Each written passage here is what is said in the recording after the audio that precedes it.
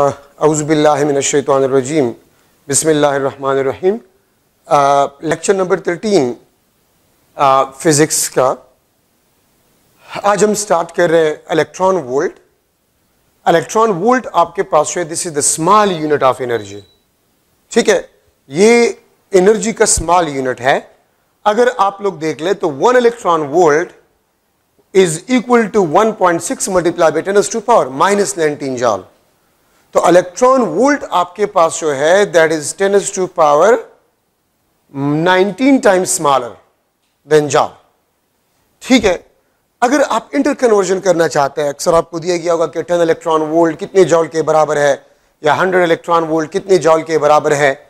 ठीक है, तो आप क्या करेंगे, जो नंबर आपको दिया गया है वो इलेक्ट्रॉन वोल्ट के साथ मल्टीप्लाई करें, वही नंबर आपके पास जो है वो आप जॉल में आपको जो डेटा दिया गया है उसके साथ मल्टीप्लाई करें। ठीक है, so n multiply by 1 electron volt is equal to n times of 1.6 multiply by 10⁻⁻19 joule. ठीक है, और ये भी याद रखें कि 1 coulomb volt is equal to 1 joule. Coulomb volt 1 coulomb volt वो जॉल के बराबर है, मींस एनर्जी का यूनिट है। अच्छा, ये भी याद रखें, coulomb volt is also the unit of energy and 1 coulomb volt is equal to 1 joule. ये 1 जॉल के बराबर होता है। तो आप इंटर कन्वर्जन के लिए इसको इस्तेमाल कर सकते हैं। अगर आप लोग जॉल को इस साइड पे छोड़ ले और इसको आप वहां पर शिफ्ट करें, ठीक है, तो 1 joule is equal to 1 divide by 1.6 multiply by 10⁻⁻19 electron volt. अगर आपको बताया जाए कि 100 जॉल कितने इलेक्ट्रॉन वोल्ट के बराबर है, तो आप 100 यहां पर भी मल्टीप्लाई करें, यहां पर भी मल्टीप्लाई करें। ठीक है, तो ये आपके पास जो है आंसर आ जाएगा फॉर इंटर कन्वर्जन्स। तो ये आप इंटर कन्वर्जन्स के लिए इस्तेमाल कर सकते हैं, ये याद रखें। ठीक है, इलेक्ट्रॉन वोल्ट से आप जॉल में जा सकते हैं, जॉल से आप इलेक्ट्रॉन वोल्ट में जो है जा सकते हैं। ठीक है, तो ये इंटर कन्वर्जन के लिए आप इस्तेमाल कर सकते हैं। ये सिंपल है, इंटर कन्वर्जन से आप थोड़ा सा प्रैक्टिस करें, 100 इलेक्ट्रॉन वोल्ट जॉल में कन्वर्ट करें, 100 जॉल इलेक्ट्रॉन वोल्ट में कन्वर्ट करें। ठीक है, बाकी इसमें इसी किस्म के ही क्वेश्चंस जो है आपके पास आ सकते हैं। ठीक है, अच्छा, अब यहां पर एक चीज है, पोटेंशियल हम पढ़ चुके हैं, तो यहां पर आज हम स्टार्ट कर रहे हैं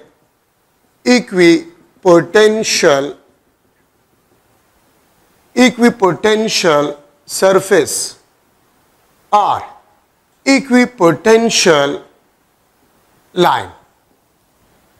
ठीक है, इक्विपोटेंशियल का मतलब होता है equal potential, equal or same potential reason.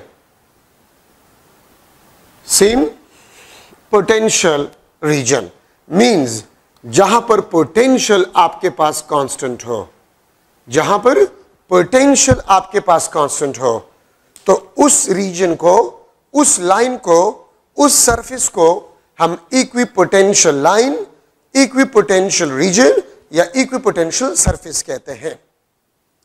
ठीक है, अब ये देखिए आप लोग, मैं अगर एक सिंपल मिसाल आपको दूं, ये आपके पास लेट सपोज एक स्फीयर है, अब गाशन स्फीयर भी इसको कह सकते हैं, और इसके सेंटर में चार्ज पड़ा हुआ है। ठीक है, इसके सेंटर में चार्ज पड़ा हुआ है और ये आपके पास स्फीयर है। तो देखिए, चूंकि हम पढ़ चुके हैं V is equal to K Q divide by R, V is equal to K Q divide by R. तो आप अगर देखें, charge lie at the centre, तो आर कांस्टेंट, क्यू कांस्टेंट। ठीक है, मीडियम, वैक्यूम, नो मीडियम। तो इसका मतलब यह है कि अगर मैं इस पे ए पॉइंट लूं, इस पे मैं ये बी पॉइंट लूं, इस पे मैं ये सी पॉइंट लूं, ए पे पोटेंशियल वी ए, बी पे पोटेंशियल वी बी, सी पे पोटेंशियल वी सी, तो आप देख सकते हैं V A is equal to V B is equal to V C, और ये आपके पास बन जाएगा this is equal to V, capital V. So the potential is constant. क्यों?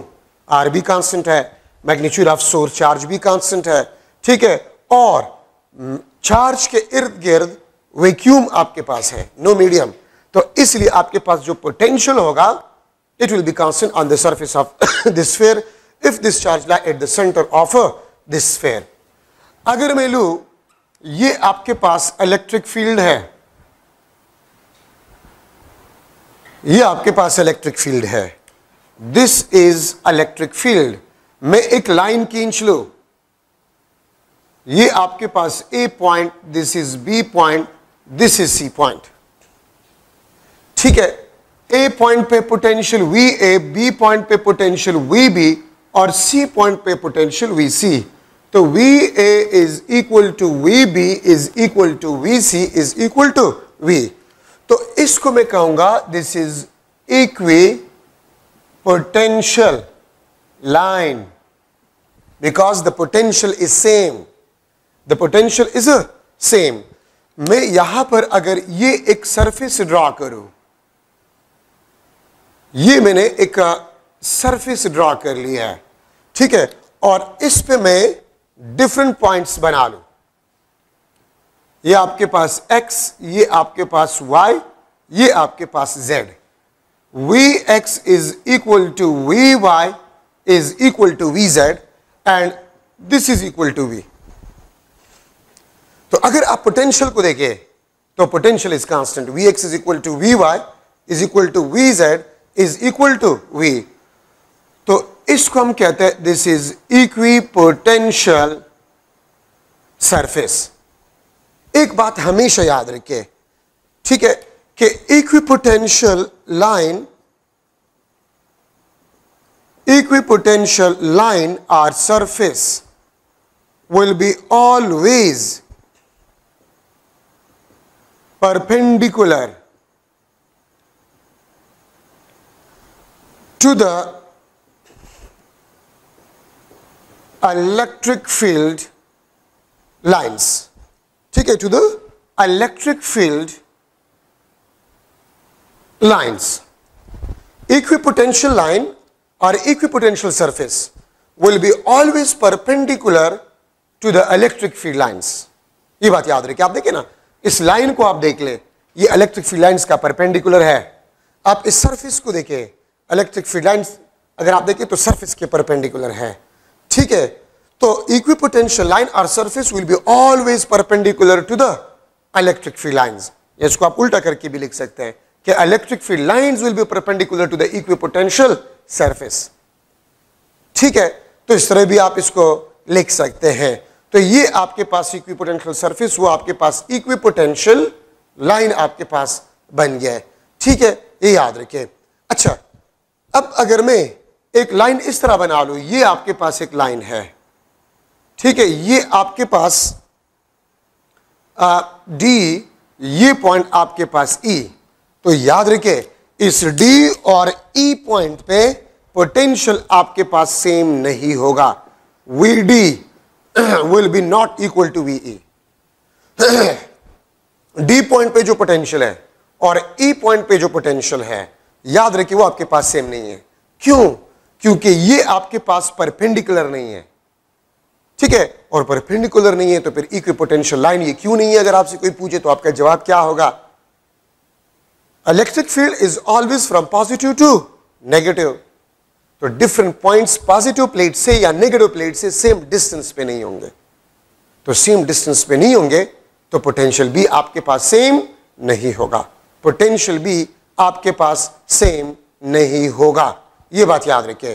तो these are the important points. अच्छा देखिए आपके बुक में लिखा है एक वर्ड, कंटूर का वर्ड लिखा है ये आपके बुक में, contour.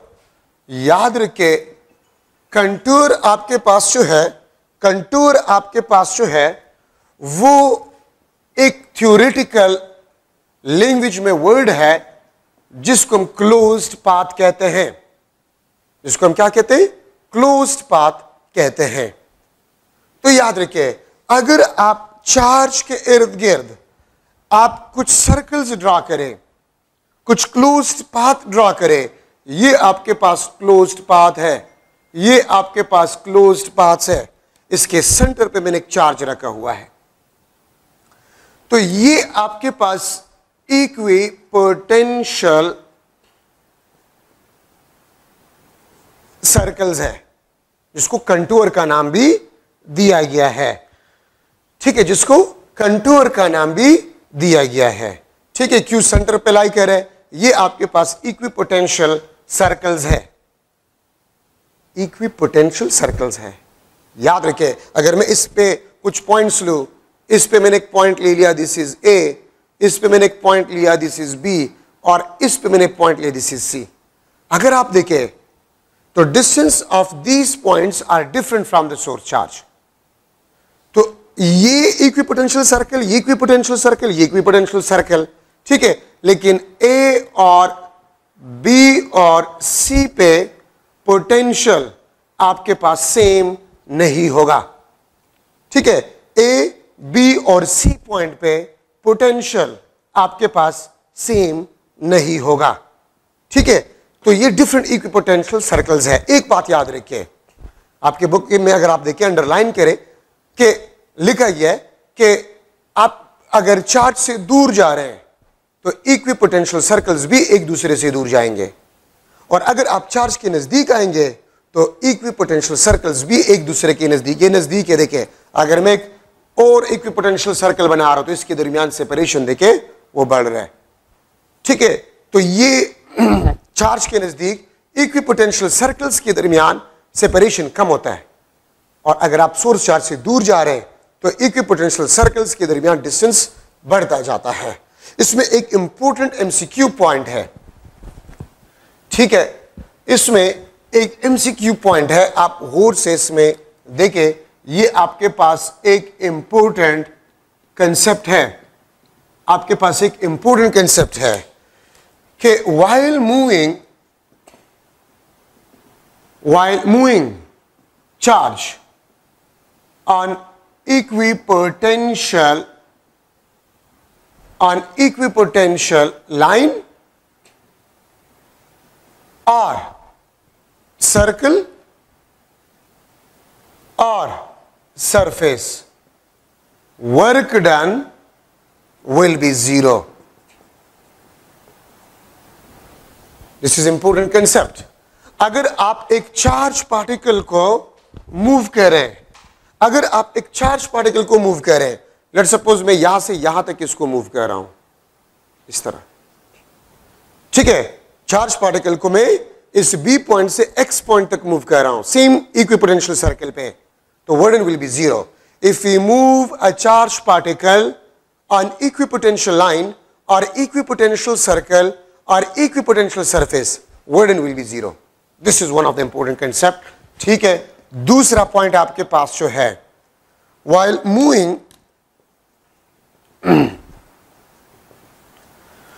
moving charge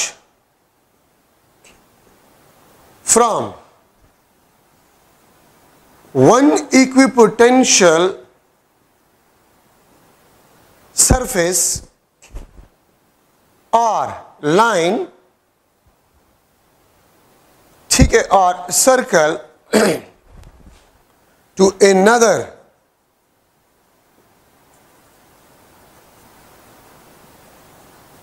equipotential surface या line या सर्कल, work done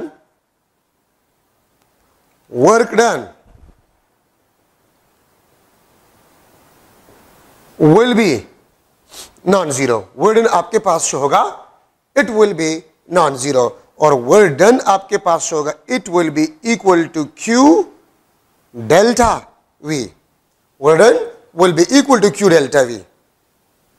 उस ऊपर वाले पॉइंट में अगर आपसे कोई पूछे कि वर्डन क्यों जीरो है, तो आपका जवाब क्या होगा? Delta V is equal to zero. Equipotential circle, equipotential line या इक्विपोटेंशियल सरफेस पे पोटेंशियल कांस्टेंट होता है, तो अगर पोटेंशियल कांस्टेंट होता है तो पोटेंशियल डिफरेंस जीरो होता है। पोटेंशियल डिफरेंस क्या होता है? जीरो होता है। और अगर पोटेंशियल डिफरेंस जीरो हो तो वर्डन विल बी जीरो। लेकिन सेकंड पॉइंट में देखिए, यहां पर potential difference will be not equal to zero. अगर आप यहां से एक चार्ज पार्टिकल को ले जा रहे हैं। ठीक है, मैं अगर लिख लूँ फ्रॉम ए टू सी, तो आप देख सकते हैं delta V will be not equal to zero, और अगर डेल्टा वी नॉन जीरो है तो वर्क डन आपके पास होगा it will be not equal to zero. तो आप एक इक्विपोटेंशियल लाइन से दूसरे इक्विपोटेंशियल लाइन तक चार्ज को मूव करें, या एक इक्विपोटेंशियल सरफेस से दूसरे इक्विपोटेंशियल सरफेस तक चार्ज को मूव करें, तो फिर वर्क डन नॉन जीरो होगा। क्यों? पोटेंशियल डिफरेंस नॉन जीरो होगा। लेकिन अगर आप सिंगल इक्विपोटेंशियल लाइन पे, आप सिंगल इक्विपोटेंशियल सरफेस पे, ठीक है, या आप सिंगल इक्विपोटेंशियल सर्कल पे चार्ज पार्टिकल को मूव करें, तो equipotential single surface means potential constant, तो पोटेंशियल डिफरेंस क्या होगा? जीरो होगा। और अगर पोटेंशियल डिफरेंस जीरो होगा तो वर्क डन आपके पास क्या होगा? जीरो होगा। So these are two important points in this equipotential surface और इक्विपोटेंशियल टॉपिक।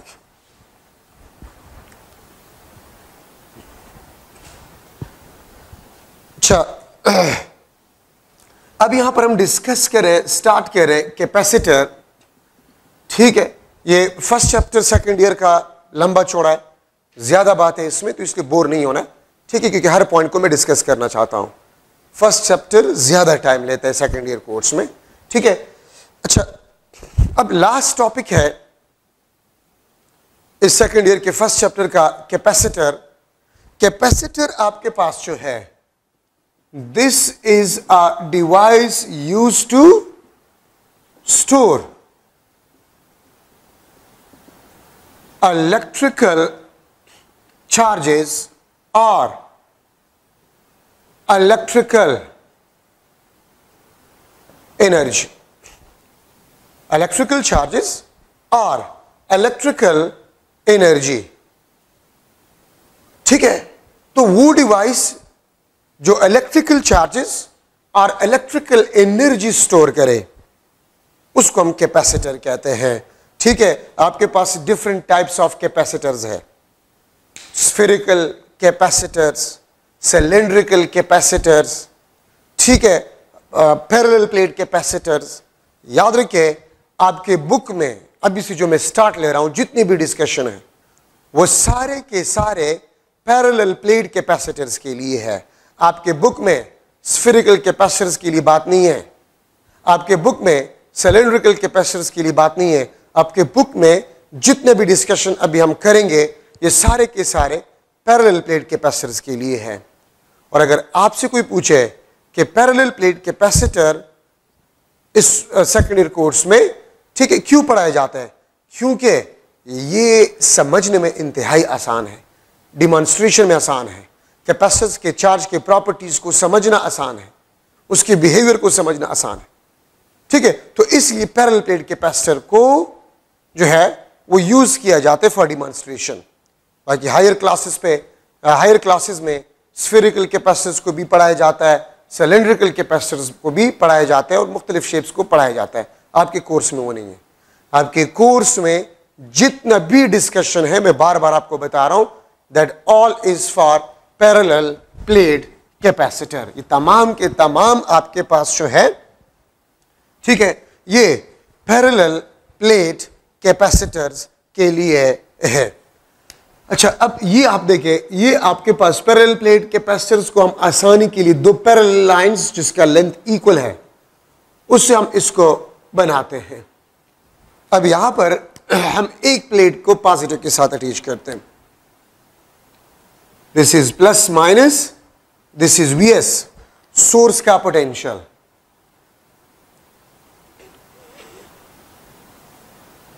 ठीक है, ये आपके पास Vs plus minus potential of a source, ये आपके पास सोर्स है, and this is a capacitor C। ठीक है, ये इसका A प्लेट है and this is B plate. ये आपके पास A प्लेट है, ये आपके पास B प्लेट है। A plate is connected with the positive terminal of a battery and B plate आपके पास जो है, this is connected with the negative terminal of a battery। याद रखिए, यहां पर बैटरी आपके पास जो है, बैटरी ये आपके पास जो है, ये किस चीज का बिहेव करता है? This behave is charge pump. ये चार्ज पंप का बिहेव करता है। जिस तरह आपके घरों में वाटर पंप होते हैं ना, वो एक जगह से वाटर को लेता है, दूसरी जगह पर सप्लाई करता है। एग्जैक्टली इसी तरह बैटरी यहां पर आपके पास जो है, ये एक चार्ज पंप का बिहेव करता है। ये चार्ज पंप का बिहेव करता है। क्या मतलब है चार्ज पंप का? जिस तरह मैंने आपको बताया कि पानी का पंप है, वो एक जगह से पानी को लेता है, दूसरी जगह को सप्लाई करता है। एक जगह से पानी को लेता है, दूसरी जगह पर सप्लाई करता है। ठीक है, ये याद रखिए। तो आप अगर इस पॉजिटिव टर्मिनल को देख लें, तो यहां पर आपके पास जो है, ये लेता है पॉजिटिव प्लेट, पॉजिटिव टर्मिनल, ये ए प्लेट से इलेक्ट्रॉन्स को अट्रैक्ट करता है। ये इलेक्ट्रॉन्स को अट्रैक्ट करता है। ठीक है, और यही इलेक्ट्रॉन, ये बैटरी जो है, ये दूसरे प्लेट को सप्लाई कर लेता है। ठीक है, इलेक्ट्रॉन एक प्लेट से लेता है और दूसरे प्लेट को सप्लाई करता है। तो आप लोग सब लोग जानते हैं कि अगर एक बॉडी इलेक्ट्रॉन को लॉस करता है तो उस पर पॉजिटिव चार्ज आ जाता है, और जो इलेक्ट्रॉन गेन कर जाता है उस पर नेगेटिव चार्ज आ जाता है। ठीक है, तो आप ये देखिए, इस पे पॉजिटिव चार्ज आ जाएगा और इस पे आपके पास जो है नेगेटिव चार्ज आ जाएगा। जो प्लेट पॉजिटिव टर्मिनल के साथ अटैच हो, उस पे पॉजिटिव चार्ज आ जाएगा। ठीक है, मैं यहां पर इस पे चार्ज को प्लस क्यू लिख लेता हूं। ठीक है, और इस पे चार्ज को मैं लिख लेता हूं माइनस क्यू। तो ए प्लेट ने जितने इलेक्ट्रॉन को लॉस किया है, बी प्लेट ने उतने ही इलेक्ट्रॉन्स को गेन किया है। तो याद रखिए, आपके पास ए प्लेट पे जो पॉजिटिव चार्जेस है, that is same as the charges on another plate B, this is equal to Q. और इसके साथ हम लिखते हैं, this is the charge stored on each plate of capacitor. Charge stored on each plate of capacitor. एक बात याद रखिए, मैंने आपको कंजर्वेशन ऑफ चार्जेस में बताया था कि the net charges produced during any process will be always zero। यहां पर भी अगर आप देख लें, नेट चार्जेस को अगर मैं देख लो, so net charges on a capacitor plus Q minus Q, this is equal to zero. Net charges आपके पास जो कैपेसिटर ने स्टोर किया है वो जीरो होगा। Plus Q minus Q is equal to zero. लेकिन the magnitude of charges on each plate of the capacitor, the magnitude of charges on each plate of the capacitor will be same। और इसको मैं लिख लेता हूं, this is equal to capital Q। अगर A plate ने 1 coulomb charges को store किया है, तो B प्लेट ने -1 कूलम चार्जेस को स्टोर किया होगा। अगर MCQ में आ जाए कि the net charges stored by the capacitor will be dash, ठीक है, तो जीरो। लेकिन अगर एमसीक्यू में आपसे ये पूछा जाए कि the net charge stored on each plate of the capacitor, वो नॉन जीरो होगा। और वो क्यों होगा? तो कैपेसिटर में जहां पर भी जिस टॉपिक में आप कैपिटल क्यू को देखेंगे, so capital Q represent the magnitude of the charges on each plate of the capacitor, but the net charge stored is always zero. Net charge stored आपके पास जो है, दिस इज ऑलवेज जीरो, ये आपके पास zero होगा। But the net charge on each plate of the capacitor will B non zero. अच्छा, अब अगर आप देखें, आप लोगों को ये भी पता है कि अगर प्लेट्स पे चार्जेस आ जाते हैं, तो प्लेट्स पे जब चार्जेस आ जाते हैं तो इसके दरमियान इलेक्ट्रिक फील्ड भी प्रोड्यूस हो जाएगा। This is EC. EC is the electric field between the plates of a capacitor.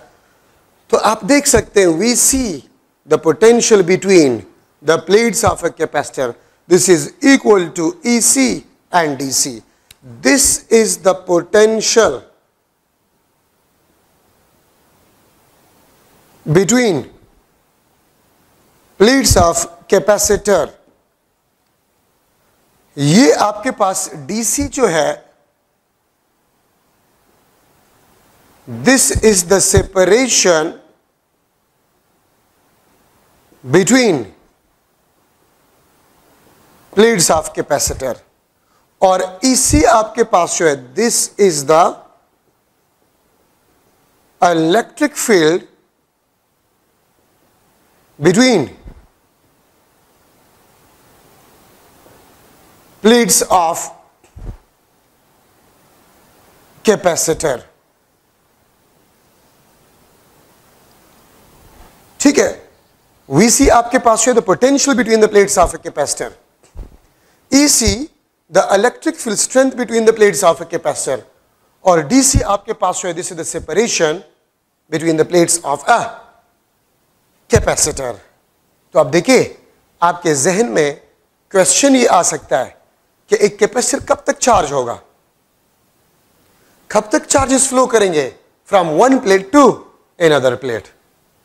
तो याद रखिए, charges will flow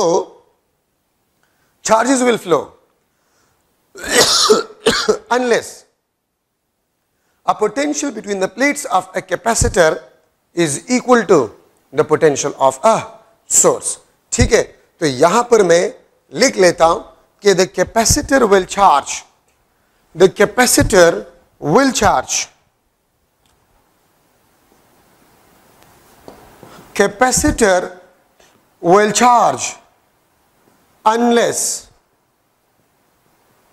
unless Vc is equal to Vs। Capacitor कब तक चार्ज होगा, जब तक कैपेसिटर के प्लेट्स के दरमियान जो पोटेंशियल है वो सोर्स के बराबर ना हो जाए। अगर आप कैपेसिटर को 2 वोल्ट बैटरी से चार्ज कर रहे हैं तो कैपेसिटर तब तक चार्ज होगा जब तक potential between the plates of a capacitor 2 volt के बराबर हो जाए। अगर आप 1 वोल्ट बैटरी से कैपेसिटर को चार्ज कर रहे हैं तो कैपेसिटर तब तक चार्ज होगा जब तक potential between the plates of a capacitor 1 volt ना बन जाए। तो ये बात याद रखिए कि कैपेसिटर चार्ज होगा, कब तक चार्ज होगा, तब तक चार्ज होगा जब तक सोर्स और कैपेसिटर के प्लेट्स के दरमियान पोटेंशियल सेम ना हो जाए। ठीक है, ये बात याद रखिए। तो Vc is equal to Vs, ये बात याद रखिए। जो पोटेंशियल बैटरी का होगा तो कैपेसिटर तब तक चार्ज होगा जब तक कैपेसिटर के प्लेट्स के दरमियान पोटेंशियल सोर्स के पोटेंशियल के बराबर ना हो जाए, तब तक आपके पास ये कैपेसिटर चार्ज होगा। ठीक था। तो अब देखिए, अब अगर मैं आपसे पूछूं कि मैं कैपेसिटर को चार्ज कर रहा हूं from a battery whose potential is 3 volt, then what will be the maximum potential between the plates of a capacitor when what will be the maximum potential between the plates of a capacitor। ठीक है, तो आपके पास क्या होगा, जो source का potential है 3 volt, वही 3 वोल्ट वहां पर मैक्सिमम पोटेंशियल होगा। ठीक है, एक बात याद रखिए, मैं यहां पर लिख लेता हूं, if Vc is equal to Vs, अगर कैपेसिटर के प्लेट्स के दरमियान जो पोटेंशियल है वो सोर्स के पोटेंशियल से कम हो तो capacitor will B charging. Capacitor charge होगा जब कैपेसिटर के प्लेट्स के दरमियान पोटेंशियल वो सोर्स के पोटेंशियल से कम होगा तो कैपेसिटर चार्ज होगा। कैपेसिटर क्या होगा, चार्ज होगा। कब तक चार्ज होगा, तो मैंने पहले आपको बात बता दी कि Vc will be equal to Vs। ठीक है, तो Vc अगर Vs से लेस हो, सोर्स के पोटेंशियल से कम हो, Vs means the potential of a source and Vc the potential between the plates of a capacitor. तो जब Vc Vs से कम होगा कैपेसिटर विल बी चार्जिंग। कब तक, वो बात मैंने वहां पर आपको बता दी है। ठीक है, तो ये तो आपके पास जरूरी पॉइंट्स थे कैपेसिटर के चार्जिंग से रिलेटेड। सही है। अब यहां पर है, आप लोगों ने ये पढ़ा है कि Q is directly proportional to potential. मैं जब पोटेंशियल की बात करूंगा इसका मतलब होता है Vs is equal to Vs is equal to V, Vs is equal to Vs is equal to V। ठीक है, Q क्या है, the magnitude of the charge stored on each plate of the capacitor, but maximum charges. Maximum charges stored by the capacitor will be directly proportional to the maximum potential between the plates of a capacitor या the potential of a source. ठीक है? तो अगर आप potential को double कर रहे हैं, फॉर एग्जांपल मैं 1 वोल्ट बैटरी से कैपेसिटर को चार्ज कर रहा था और कैपेसिटर क्यू चार्ज स्टोर कर रहा था, अगर मैं बैटरी जिसका पोटेंशियल 2V हो, अगर उससे मैं कैपेसिटर को चार्ज करूं, तो फिर what will be the magnitude of charge stored on each plate of the capacitor. तो अगर V सोर्स और Q चार्जेस, तो 2V सोर्स 2Q चार्जेस. ठीक है, ये बात याद रखें. अगर मैं लिख लूं Q is directly proportional to the potential between the plates of a capacitor. ठीक है, अगर प्रोपोर्शनलिटी को आप खत्म करना चाहते हैं तो ये आपके पास बन जाएगा Q is equal to CV, where C is the capacitance of a capacitor, where C is equal to Q divide by V, और इसको हम कहते हैं this is the capacitance of a capacitor. This is the capacitance of capacitor. Definition में नहीं करवा रहा, आपको पता है. Capacitance of a capacitor means the capability of a capacitor to store electrical charges. आपको पता है हर चीज का अपना कैपेसिटेंस होता है. ग्लास का अपना कैपेसिटेंस होता है. ठीक है, बाल्टी का अपना कैपेसिटेंस होता है, एक तालाब का अपना कैपेसिटेंस होता है. ठीक है, अब ग्लास में आप समंदर के सारे पानी को नहीं डाल सकते. ठीक है, अब जग भरा हुआ पानी से तो वो सारा पानी ग्लास में आप नहीं डाल सकते. ग्लास भर जाएगा और पानी उसमें नहीं आ सकता. तो इसी तरह कैपेसिटर का भी अपना कैपेसिटेंस पावर होता है. ठीक है, जिससे ज्यादा वो स्टोर नहीं कर सकता. तो मैं लिख सकता हूं the capability of a capacitor to store electrical charges, or the ratio of magnitude of charges stored and potential between the plates of a capacitor. This is known as the capacitance of a capacitor. और इसका जो unit है, that is a farad. ठीक है, और याद रखें 1 farad आपके पास जो है 1 coulomb divide by 1 volt. 1 coulomb divide by 1 volt. अगर एक कैपेसिटर 1 कूलम चार्जेस को स्टोर कर जाए and the potential difference between the plates of a capacitor is 1 volt, then the capacitance of a capacitor will be 1 farad. 1 coulomb charges एक capacitor store करे और potential difference between the plates of a capacitor वो आपके पास 1 volt हो, then the capacitance of a capacitor will be 1 farad. और एक बात याद रखिए, farad is a large unit of the capacitance. Practically हम 1 फैराड कैपेसिटेंस वाला कैपेसिटर नहीं बना सकते. प्रैक्टिकली 1 फैराड कैपेसिटेंस वाला कैपेसिटर हम नहीं बना सकते.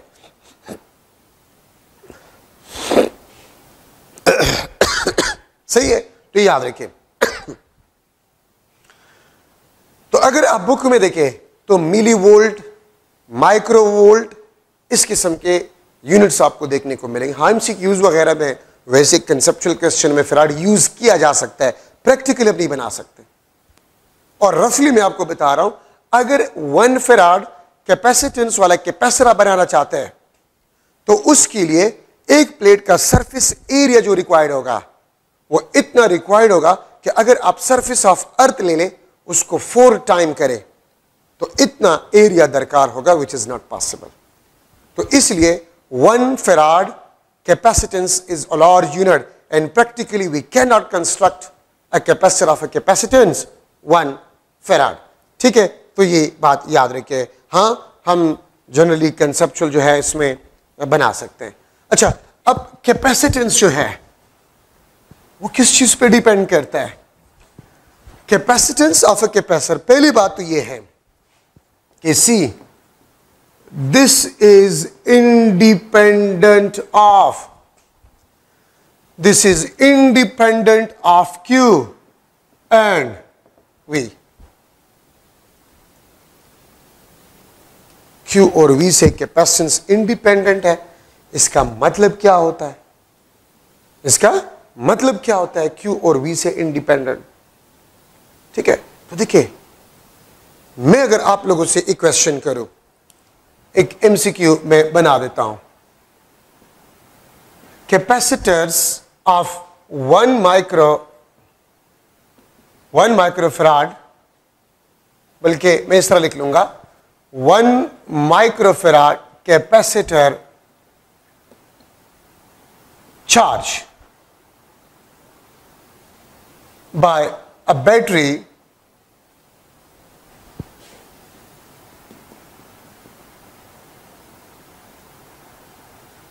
Of potential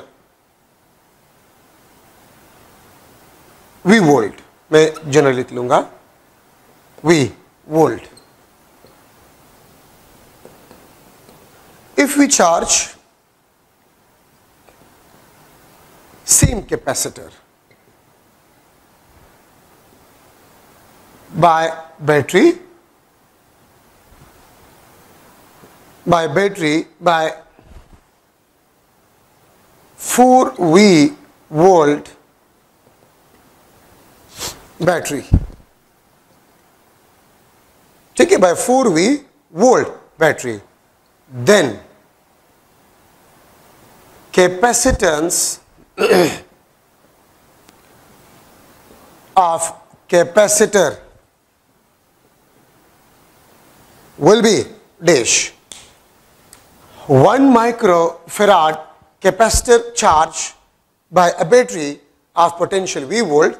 If we charge same capacitor by 4V volt battery, then capacitance of capacitor will be dash। मैं लिख लेता हूं, A option 1 microfarad, B option 4 microfarad, C option 16 microfarad and D option आपके पास जो है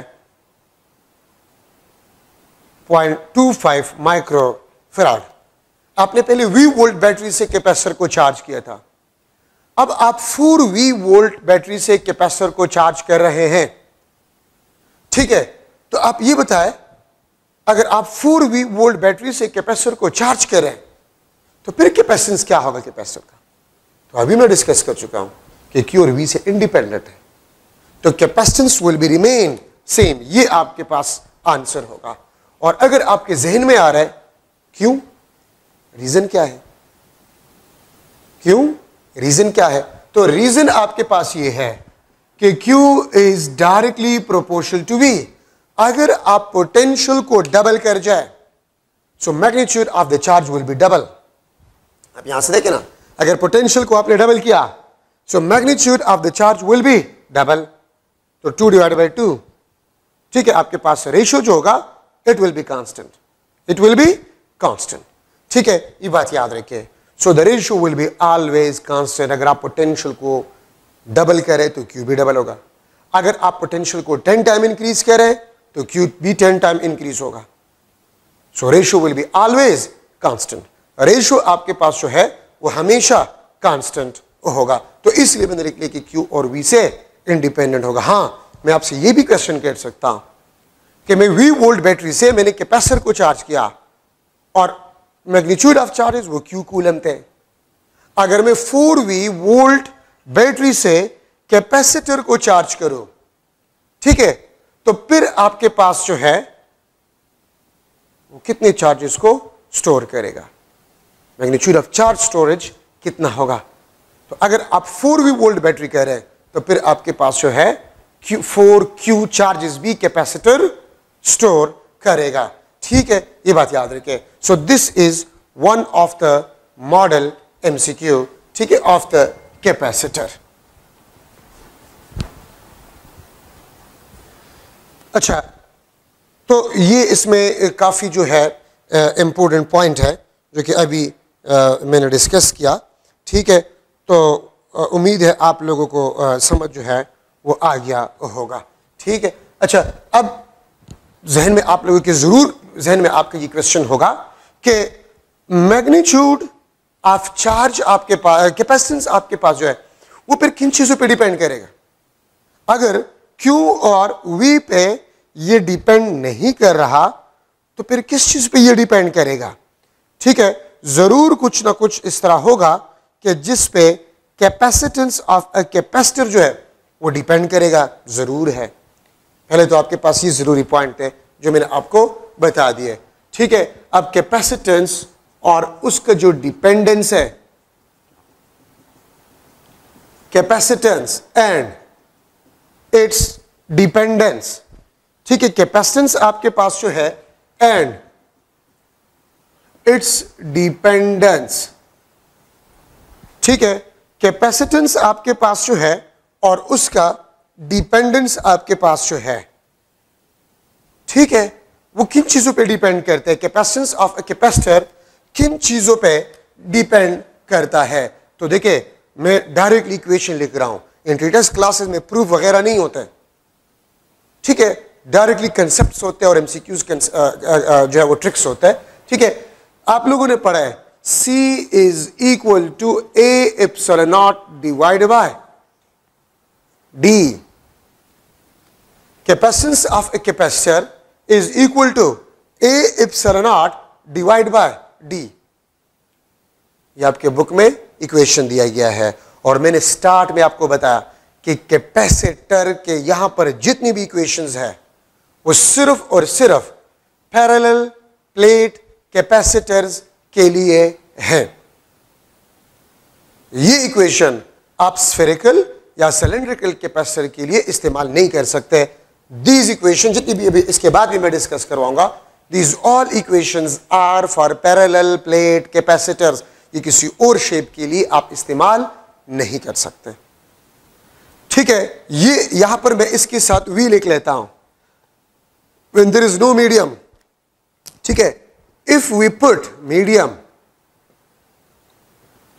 medium between plates of a capacitor, तो फिर आपके पास Cm, this is equal to AEM divided by D, ये आपके पास AER epsilon naught divide by D आपके पास है। ठीक है, A permittivity of medium divided by D, separation between the plates of a capacitor। ठीक है, तो मैं यहां से लिख सकता हूं C आपके पास जो है this is directly proportional to area of each plate of the capacitor. C is directly proportional to the permittivity of a medium।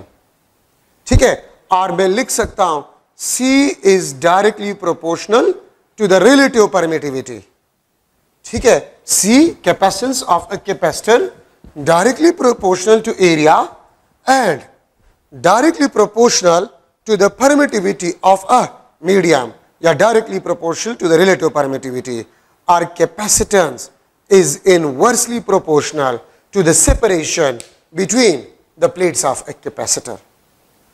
तो डियर स्टूडेंट्स, एक बात तो आप लोग ये याद रखें कि पहले तो अगर आप मुख्तलिफ एमसीक्यूज पेपर्स, प्रीवियस पेपर देखें, मुख्तलिफ बुक्स देखें, उसमें एमसीक्यूज आपको दिया गया है कि if I double the area of each plate what will happen to the capacitance of a capacitor. तो आप देख सकते हैं अगर आप एरिया को डबल करें कैपेसिटेंस विल बी डबल, अगर आप एरिया को हाफ करें capacitance will be half.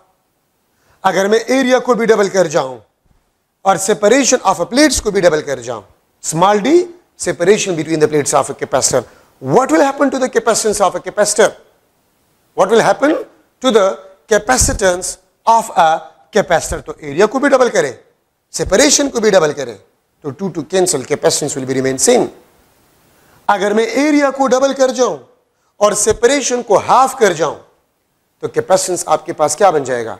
4 times आपके पास बन जाएगा। अगर एरिया को मैं डबल कर जाऊं और सेपरेशन को 3 टाइम डिक्रीज कर जाऊं तो 3 ऊपर चला जाए तो 3 2 जा 6, कैपेसिटेंस आपके पास 6 टाइम्स बन जाए।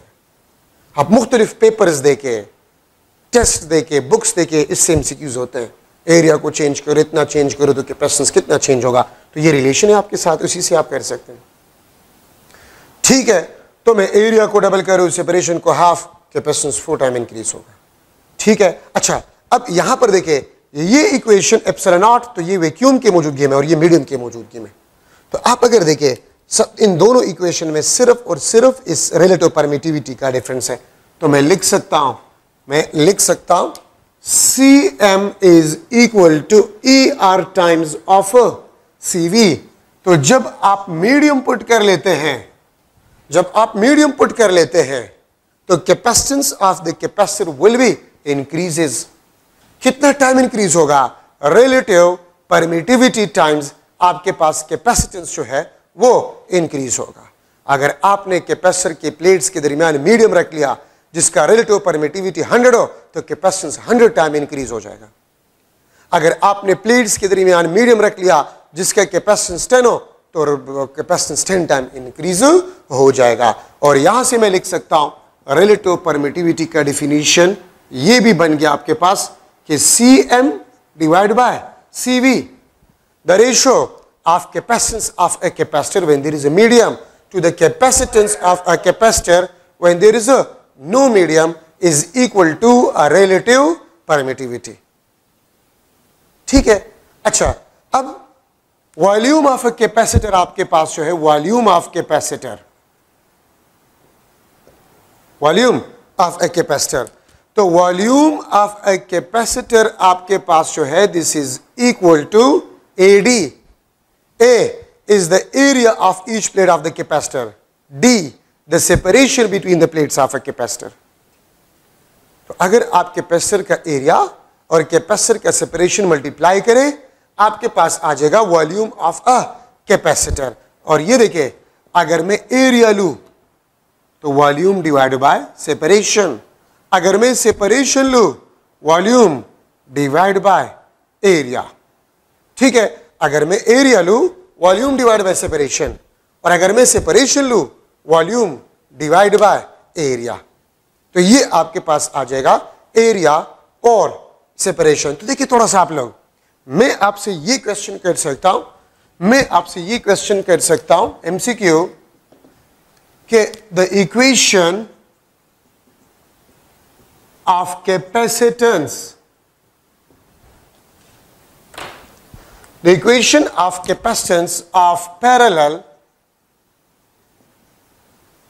plate capacitor is a dash।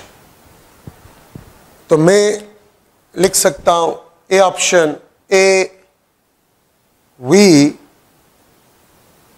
Divide by D,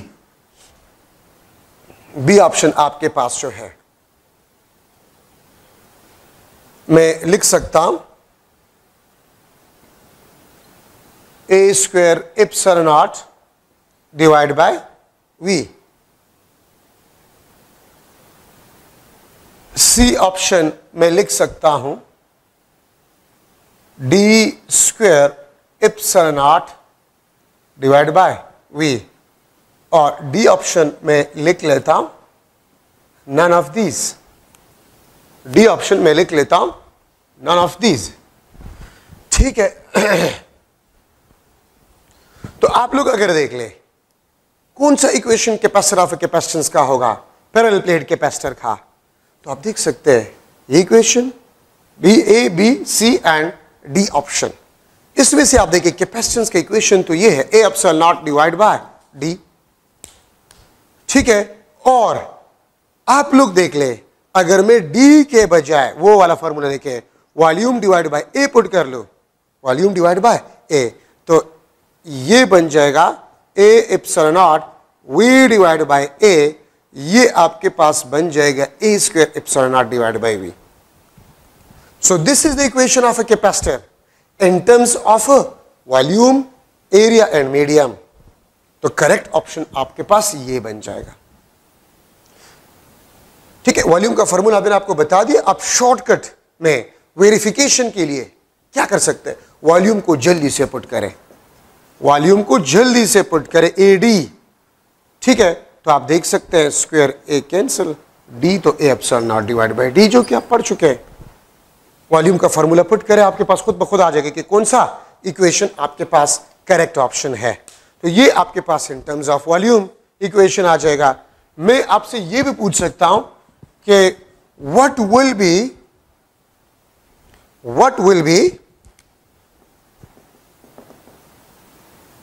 will be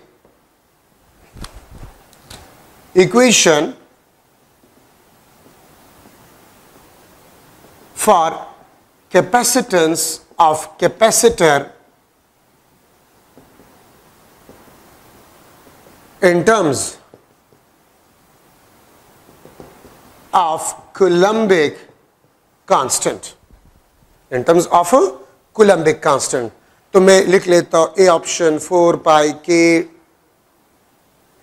ए 4 पाई के epsilon not divide by D. ठीक है, मैं लिख सकता हूं ए डिवाइड बाय 4 पाई के डी।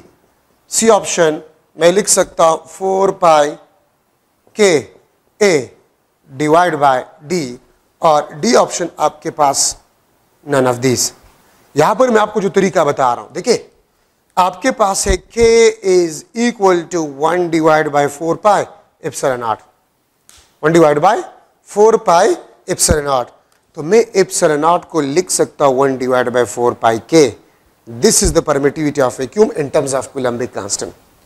तो अब क्या करें, आप एप्सिलॉन नॉट के बजाय यहां पर इस एप्सिलॉन नॉट के बजाय अगर आप पुट करें तो a डिवाइड बाय 4 पाई के डी, a डिवाइड बाय 4 पाई के डी। तो ये इक्वेशन अपने पास नोट भी करें और याद भी करें, ठीक है, कि ये आपके पास परमिटिविटी ऑफ वैक्यूम का इक्वेशन है इन टर्म्स ऑफ कूलम्बिक कांस्टेंट। ठीक है, सो इंशाल्लाह उम्मीद है आज का लेक्चर आप लोगों ने गौर से सुना होगा। ठीक है, कल में नेक्स्ट लेक्चर में इंशाल्लाह मैं जो है करवाऊंगा कम्बिनेशन ऑफ कैपेसिटर, जरूर देखें। ठीक है, combination of capacitors, energy stored by the capacitor, ठीक है, ये और energy stored by the capacitor. तो इसको जरूर एक दफा पढ़े नेक्स्ट लेक्चर से पहले। Thank you so much.